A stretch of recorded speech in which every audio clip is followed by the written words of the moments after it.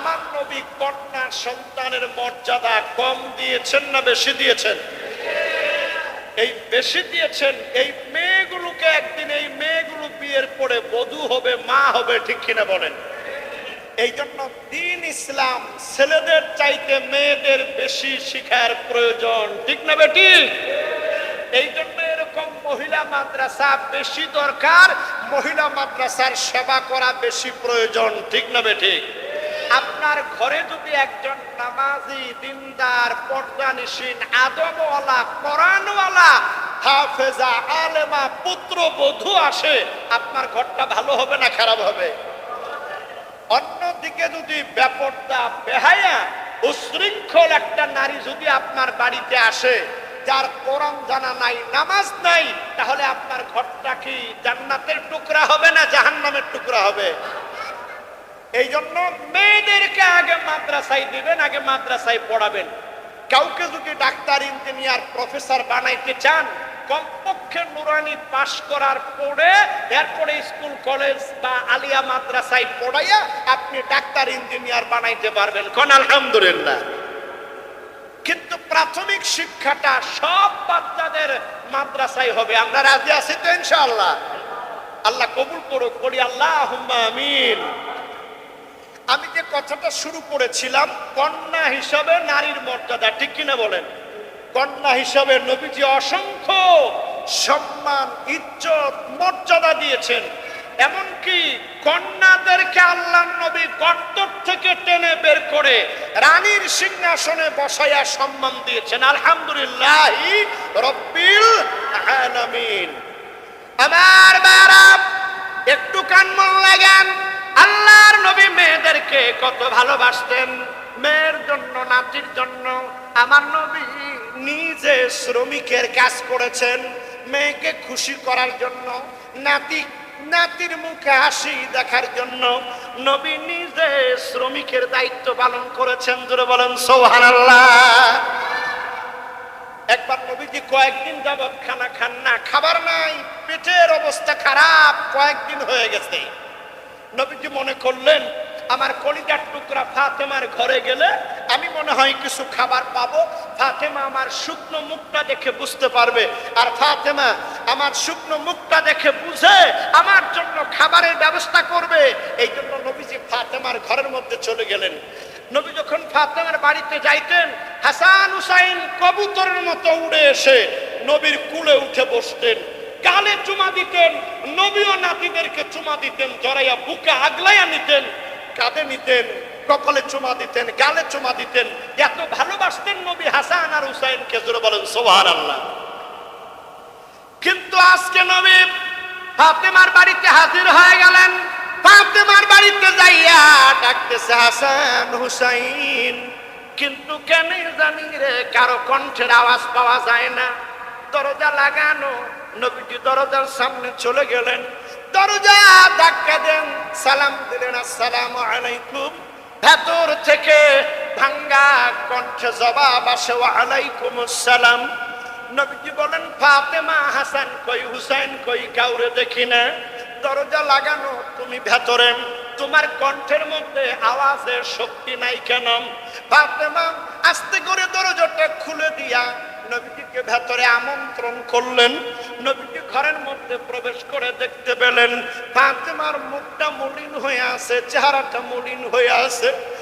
নবীজি বলে, ফাতেমা তোর কি হয়েছে? বলে, কিচ্ছু হয় নাই, গরিব আলীর কাছে দিয়ে দিয়েছেন, কোনো অভিযোগ নাই।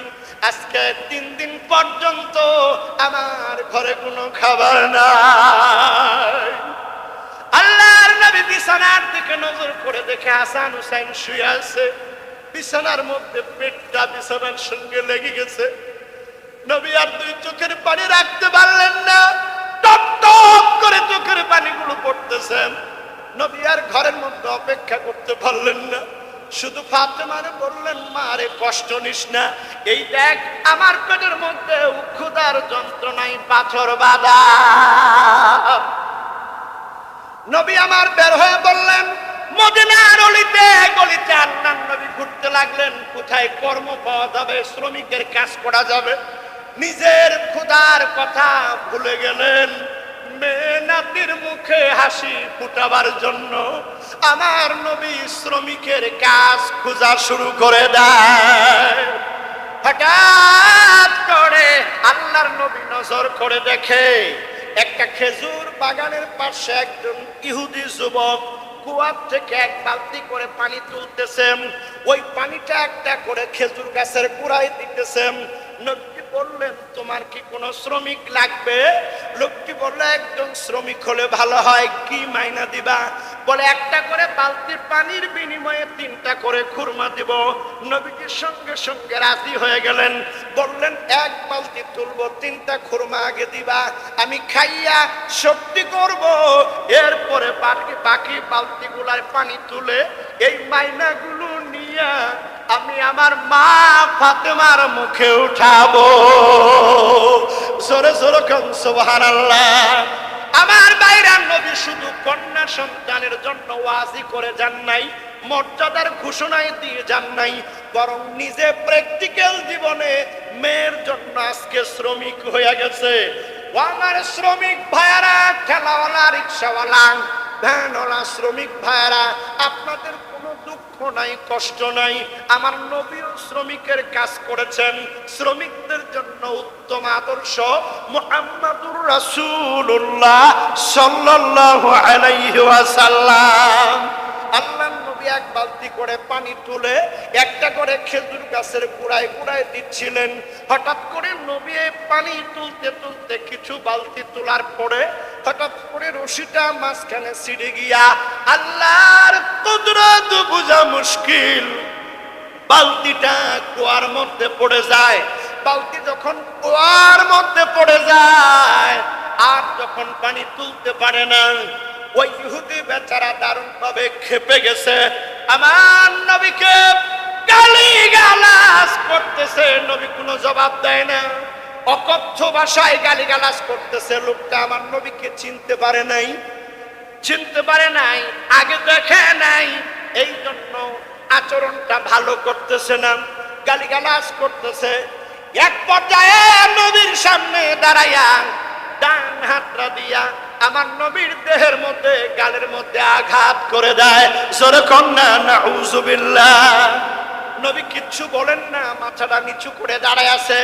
আমার আল্লাহ জিবরাইলকে ডাক দিয়ে বলে, জিবরাইল এক্ষুনি যাও, আমার বন্ধুরে বলো, আমার বন্ধু আজকে মেয়ের মুখে হাসি ফুটাবার জন্য শ্রমিকের কাজ করতে গেছে। আমার বন্ধুরে বলো কুয়ার কাছে গিয়ে হাত বাড়াইতে, আমি মাওলা বালতিটা উঠাইয়া বন্ধুর হাতে দিয়া দিব। আমার ভাইরা জিবরাইলকে বলে দিলেন, জিবরাইল আমার বন্ধুরে কুয়ার মধ্যে হাত বাড়াইতে বলো, আর তুমি কুয়ার মধ্যে যাইয়া বালতিটা উঠাইয়া আমার বন্ধুর হাতের মধ্যে দিয়ে দাও। এবার নবীজি যখন সুখবর পাইলেন, জিবরাইল এসে বলল কুয়ার মধ্যে হাত বাড়ান। নবী গিয়া কুয়ার মধ্যে হাত বাড়ালেন। জিবরাইল আমিন বালতিটা উঠাইয়া নবীর হাতের মধ্যে দিয়া দেয়। জোরে কন্যা সুবহানাল্লাহ। এবার বালতিটা ইহুদির কাছে জমা দিয়া বললেন, আমি আর কাজ করব না, আমার মাইনাগুলো দাও, আমি ফাতেমা হাসান হুসাইনের মুখে হাসি ফোটাবো। মাইনাগুলো নিয়ে আল্লাহর নবী চলে গেলেন। এবার যুবকের মনে টেনশন শুরু হয়ে গেল, আমি কারে মারলাম, কার গায়ে হাত দিছি। মার কাছে গেছে দৌড়াইয়া, মার কাছে গিয়া বলে, মা আজকে এমন একটা মানুষ আমার দরবারে আসছিল, যেই মানুষটা আমার শ্রমিক হিসাবে কাজ শুরু করলো, বালতি ছিঁড়ে কুয়ার মধ্যে পড়ে গেল, কিন্তু এমন মানুষ হাত বাড়াইলে বালতি উঠে আসে, চেহারার দিকে তাকাইলে মা গো মায়া মায়া লাগে। ও মা, এত গালি দিলাম, মারলাম, একটা প্রত্যুত্তর করলো না, জবাব দিল না, কোনো খারাপ ব্যবহার করলো না। মা ডাকতে বলে, বাবারে তুই যেই বর্ণনা দিলি, তোর বর্ণনা শুনে মনে হয় মদিনার সর্দার রাহমাতাল লিল আলামিন তোর কুয়ায় ছিল। তাড়াতাড়ি যাও, আল্লাহর নবীর গায়ে যেই হাত দিয়া আঘাত করেছস, এই হাত তো দেহের মধ্যে থাকবে না, পচন ধরে যাবে, ধ্বংস হয়ে যাবে। ওই যুবক যখন বুঝতে পারছে, টের পাইছে, আর দেরি করে নাই, মায়ের সামনে থেকে তাটা বা হাত দিয়া নিয়া বাঁচার জন্য ডান হাতটা কূপ দিয়া বিচ্ছিন্ন করে দিছে। যেই হাত দিয়া নবীরে মারছি, ওই হাতটা নিয়ে নবীর কাছে যাব না, হাতটা বিচ্ছিন্ন করে বাম হাত দিয়া ধরছে, আর ডান হাত থেকে টপ টপ করে রক্ত পড়তেছে। এমন অবস্থায় দৌড়াইয়া মসজিদে নববীর সামনে গেছে। সাহাবায়ে কেরামদেরকে বলেন, ও সাহাবীরা, মুহাম্মদ আমিন কোথায়, আমাকে তার কাছে নিয়ে চলো। একজনে বলল, উনি তো একটু আগে ফাতেমার বাড়িতে ঢুকেছেন। এবার তাকে নিয়ে ফাতেমার বাড়িতে গেলেন। নবীজি ফাতেমার ঘরের মধ্যে ঢুকে দরজা বন্ধ করে দিয়া ফাতেমার সামনে বসাইয়া হাসানকে ডান উরুতে, হুসাইনকে বাম উরুতে বসাইয়া আল্লাহর নবীর কামাই করা খেজুর খুরমাগুলো ফাতেমার মুখের মধ্যে, হাসানের মুখের মধ্যে, হুসাইনের মুখের মধ্যে তুলে তুলে খাওয়াচ্ছিলেন। আর নাতিরা মুহাব্বত করে করে আমার নবীর মুখে দিয়াও খাওয়াইতেছে। একটা জান্নাতি পরিবেশ, যেরকম সুবহানাল্লাহ। আল্লাহর বান্দা যুবক ওই কর্তৃত ডান হাতরা বাম হাত দিয়া ধরিয়া ফাতেমার বাড়ির সামনে গিয়া আঙ্গিনার মধ্যে গিয়া ডাকতেছে, ইয়া মুহাম্মদ আখরিজ আলাইনা, ও মুহাম্মদ বের হয়ে আসো, বের হয়ে আসো। আল্লাহর নবী হাসান হুসাইনকে কুলের মধ্যে নিয়ে দরজা খুলে বের হয়ে আসছে। বের হয়ে দেখতে পেলেন ওই যুবক যার বাগানে একটু আগে কাজ করে মাইনা নিয়ে আসছে, ওই যুবক দেখা যায়, কিন্তু তার ডান হাতটা কর্তৃত বাম হাত দিয়া ধরা, টপ টপ করে রক্ত পড়তেছে। নবীজি বলে, তুমি তোমার হাত কাটছো কেন? বলে, ইয়া রাসূলুল্লাহ, ইয়া হাবিবাল্লাহ, যেই হাত দিয়ে আপনার গায়ে হাত দিছি, ওই হাতটা আমি দেহের সঙ্গে রাখতে চাই নাই, বিচ্ছিন্ন করে দিয়েছি। নবীজি বলে, না না, তুমি ঠিক করো নাই, আমি তো দুনিয়ার বুকে শান্তির জন্য আসছি, আমি তো রহমত হয়ে আসছি, আমি তো অশান্তি দেখতে চাই না, আমি তো রক্ত দেখতে চাই না, আমি তো মানুষের হাত কাটতে আসি নাই, আমি শান্তির মহাবাণী নিয়ে তোমাদের কাছে আসছি। যেরকম সুবহানাল্লাহ। আল্লাহর নবী ডাক দিয়া বলে, হাসান তুমি একটু নামো, হুসাইন তুমি একটু নেমে দাঁড়াও। হাসান হুসাইনকে নামাইয়া নবী যুবকটার সামনে গেলেন। ওই কর্তৃত ডান হাতরা এইভাবে এক জায়গায় জোড়া লাগাইয়া বসাইলেন, উপরে একটা রুমাল দিয়া নবীজি হাত মোবারক দিয়া এইভাবে একটু পুষ দিয়া দিলেন। এবার রুমালটা সরাইয়া বললেন, যুবক হাতটা উঁচু করো।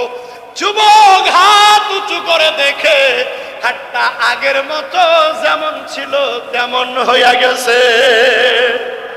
যুবক ডাক দিয়া বলে, ইয়া রাসূলুল্লাহ, ইয়া হাবিবাল্লাহ, আর দেরি করতে চাই না, এখনই মধুর কালেমা পড়াইয়া মুসলমান বানাইয়া দেন। সঙ্গে সঙ্গে পড়ে নিল, লা ইলাহা ইল্লাল্লাহু মুহাম্মাদুর রাসূলুল্লাহ সাল্লাল্লাহু আলাইহি ওয়াসাল্লাম। আমার ভাইরা, এইভাবে আল্লাহর নবী কন্যা সন্তানদেরকে ভালোবেসেছেন, কন্যা সন্তানদেরকে ইজ্জত দিয়েছেন, সম্মান দিয়েছেন। এই জন্য আজকে আপনাদেরকে বলে যাই, কন্যা হিসাবে ইসলাম মেয়েদের কম দেয় নাই, ইজ্জত কম দেয় নাই, সম্মান কম দেয় নাই। আল্লাহর নবী কন্যা হিসাবে মেয়ের মর্যাদা অনেক অনেক গুণে বাড়ায় দিছে।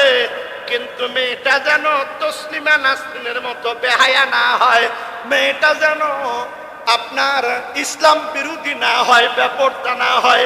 মেয়েগুলারে নামাজি বানাবেন, দিনদার বানাবেন, মাদ্রাসায় পড়াবেন। আল্লাহ কবুল করুক, বলি আল্লাহুম্মা আমিন। এবার এই মেয়েটা কন্যা, বধূ, মা। আজকে বধূ আর মা বলবো না, শুধু কন্যাই বলে গেলাম। আরেকদিন আশেপাশে আসলে বধূ হিসাবে কি মর্যাদা, দাম্পত্য জীবনের স্বামী স্ত্রী কি অধিকার, বধূ হিসাবে ইসলাম কি মর্যাদা দিছে। আমরা তো মনে করি বিয়া যখন করছি বউটা দাসী আর আমি তো নবাবজাদা নসরুল্লাহ খান। না, আপনি নবাবজাদা নন। পারিবারিক জীবনে স্বামী স্ত্রীর মর্যাদা সমান সমান। আল্লাহু আকবার বলেন। আল্লাহ আপনার নেতৃত্বের মর্যাদা দিয়েছে, নারীকে মাতৃত্বের মর্যাদা দিয়ে দিছে। সুবহানাল্লাহ বলবেন না? আমার ভাইরা, নারীর কি মর্যাদা, বধূ হিসাবে কি মর্যাদা, রিজার্ভ থাকলো। মা হিসাবে কি মর্যাদা, এটাও রিজার্ভ থাকলো।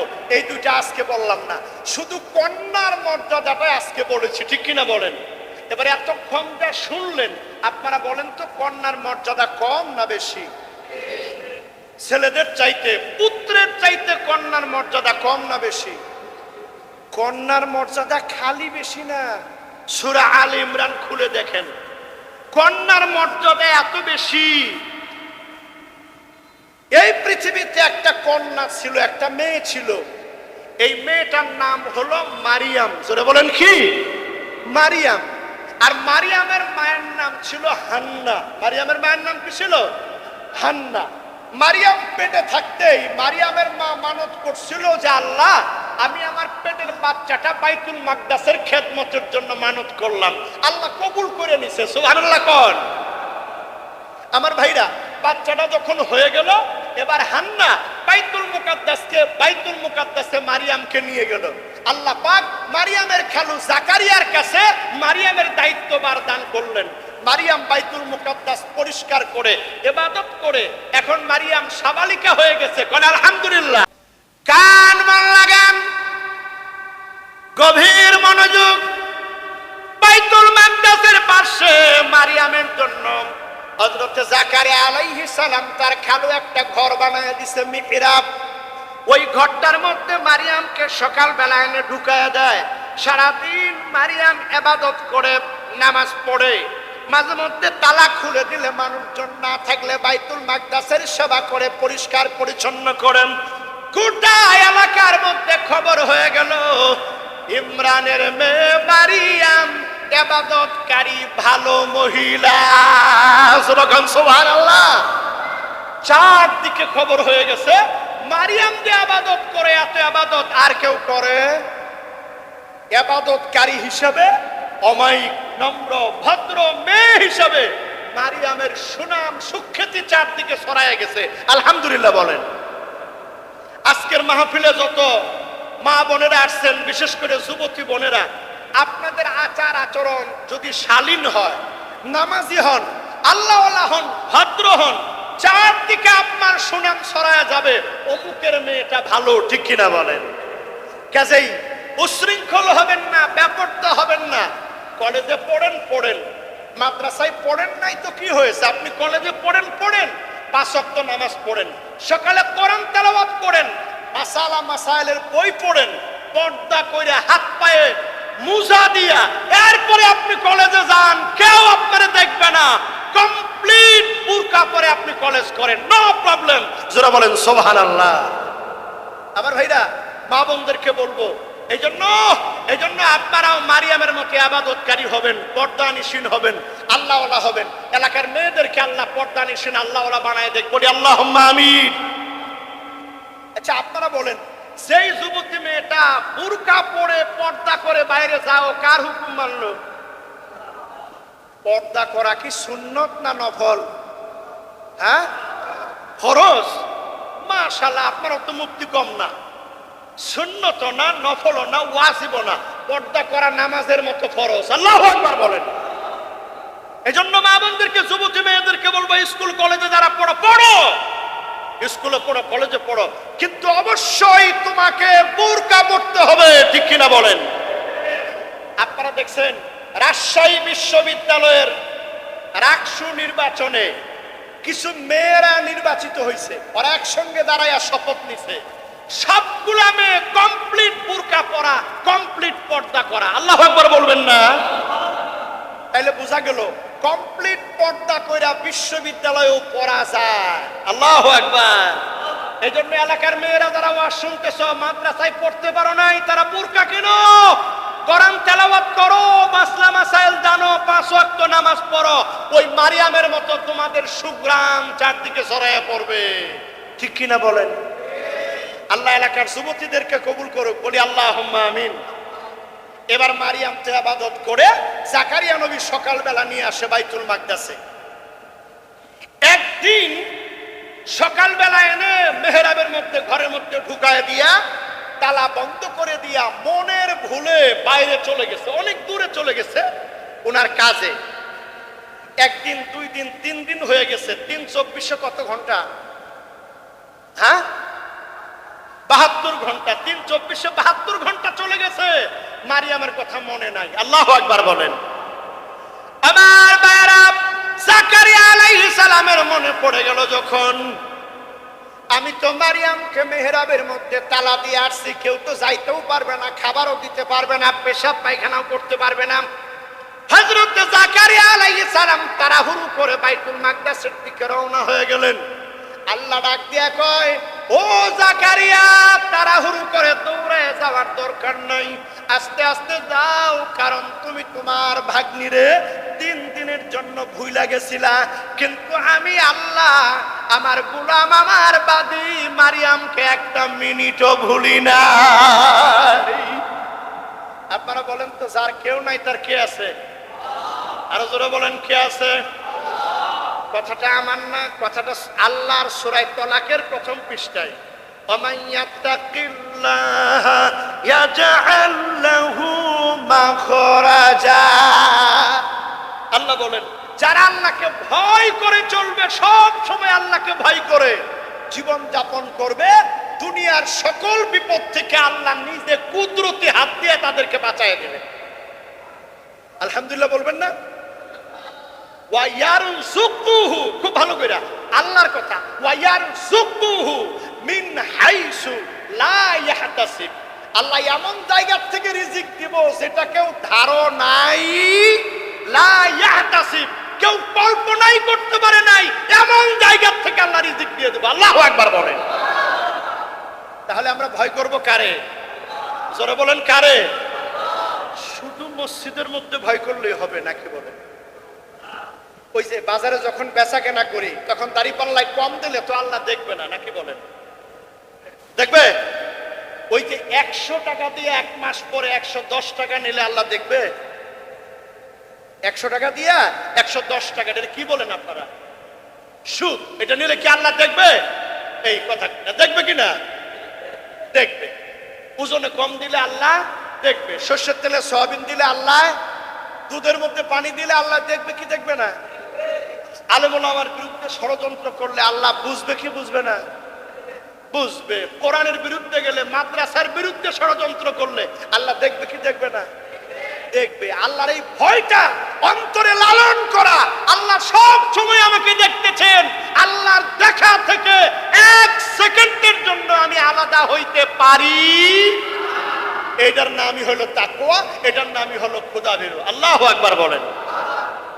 আমার ভাইরা, আমার বন্ধুরা, আল্লাহ কেমনে রিজিক দেয়? যে আল্লাহরে ভয় করে বিপদ থেকে আল্লাহ বাঁচায়, রিজিক দেয়।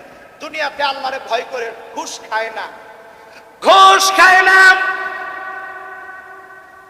বড় চাকরি করে কিন্তু আল্লাহর ভয় আছে, ঘুষ খায় না, সুদ খায় না, বড় বড় মাছ কিনতে পারে না, দামি দামি জামা কিনতে পারে না, জাজিম কিনতে পারে না, 3 তলা 5 তলা 4-5টা বাড়ি বানাইতে পারে না, কোনো মতে হাফ বিল্ডিং এ কষ্ট করে থাকে, বাচ্চা কাচ্চা নিয়ে চলে। আবার আল্লাহ বলে, বান্দা ঘুষ খাও না, সুদ খাও না, জুলুম করো না, চুরি করো না, ডাকাতি করো না, আমি আল্লাহরে ভয় করে চলো, কষ্ট করে চলে আসো। দুনিয়ায় ভালো জামা পরতে পারো নাই, কবরে আসার সঙ্গে সঙ্গে জান্নাতের পোশাক। কন্যা আলহামদুলিল্লাহ। দুনিয়ায় ভালো খাইতে পারো নাই, কবরে আসার সঙ্গে সঙ্গে জান্নাতের খানা। দুনিয়ায় ভালো জাজিম বানাইতে পারো নাই, কবরে আসার সঙ্গে সঙ্গে জান্নাতের বিছানা। জোরে কন্যা মারহাবা। আমরা কারে ভয় করে চলবো?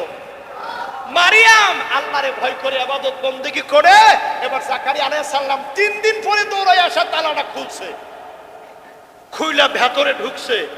ভেতরে ঢুইকা দেখে মারিয়াম নামাজ পড়তেছে। আলহামদুলিল্লাহ কন। আর নামাজ শেষ হওয়ার আগ পর্যন্ত জাকারিয়া নবী তাকায় তাকায় দেখে মারিয়ামের জায়নামাজের চারদিক দিয়া অমৌসুমী ফলমূল, যেই ফলগুলো ওই এলাকায় ওই সময় পাওয়া যায় না, অমৌসুমী ফলমূল জায়নামাজের চারদিক দিয়ে সাজানো। অবাক হয়ে গেছে, তালা দিছি আমি, চাবি আমার কাছে, অমৌসুমি ফলমূল পাইল কই? অবাক হয়ে দাঁড়ায় আছে। নামাজ যখন শেষ হয়েছে এবার ডাক দিয়ে বলে, মারিয়াম এই খাবারগুলো তোমারে কে দিল, কোথায় পাইলা? এই খাবার কোত্থেকে আসলো? আমি তো তালা দিয়ে গেছি, চাবি আমার কাছে। মারিয়াম ডাক দিয়ে বলেন, হাযা মিন ইনদিল্লাহ, খালু গো এই খাবারগুলো আমার আল্লাহর পক্ষ থেকে। জোরে কন্যা সুবহানাল্লাহ। আল্লাহ তাআলা জান্নাতি খাবার মারিয়ামের ওই কক্ষের মধ্যে 3 দিন যাবত খাওয়াইয়া আরো স্টক করে রাখা দিয়েছে। সুবহানাল্লাহ কোন? আমার ভাইরা, যারা আল্লাহকে ভয় করে চলে, আল্লাহর ইবাদত করে, আল্লাহর পক্ষে, ইসলামের পক্ষে, মাদ্রাসার পক্ষে, আলেমদের পক্ষে থাকবে যারা, আল্লাহ এভাবে তাদেরকে দুনিয়া আখিরাতে সম্মানিত করবেন। কোন আল্লাহুম্মা আমিন। আমার ভাইরা, তাহলে এখানে প্রমাণ হয়ে গেল, দেখেন কন্যার মর্যাদা। আল্লাহ তাআলা, আমি যত কোরআন হাদিস পড়েছি বাবা, ডাবল টাইটেল করেছি, দাওরা হাদিস করেছি, ইফতা করেছি, মাস্টার্স করেছি, যতটুকুন পড়ছি এই ক্ষুদ্র জীবনে জ্ঞান যতটুকুন হয়েছে, আমি পাই নাই যে কোনো ছেলে, কোনো পুত্র সন্তানকে আল্লাহ জান্নাতের খাবার খাওয়াইছে, এরকম কোথাও পাইনি। কিন্তু একটা মেয়েকে, একটা কন্যা সন্তানকে আল্লাহ জান্নাতি খাবার তারা খাওয়াইছে। কন্যার মর্যাদা বাড়লো না কমলো? যেরকম সুবহানাল্লাহ। কন্যা সন্তানের মর্যাদা আল্লাহ বাড়ায় দিয়েছেন, জান্নাতের খাবার তারা খাওয়াইছেন। আলহামদুলিল্লাহ বলে।